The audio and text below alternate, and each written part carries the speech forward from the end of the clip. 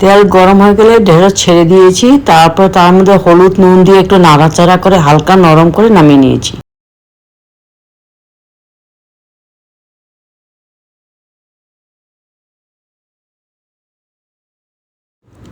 তারপর একটু তেল দিয়ে জিরে ফোড়ন দিয়েছি,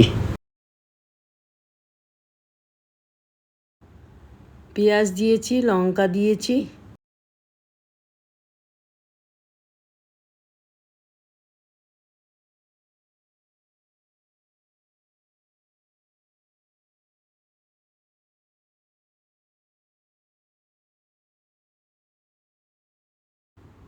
এখন আমি আদা রসুন বাটা দিয়ে হালকা নাড়িয়ে নিয়েছি।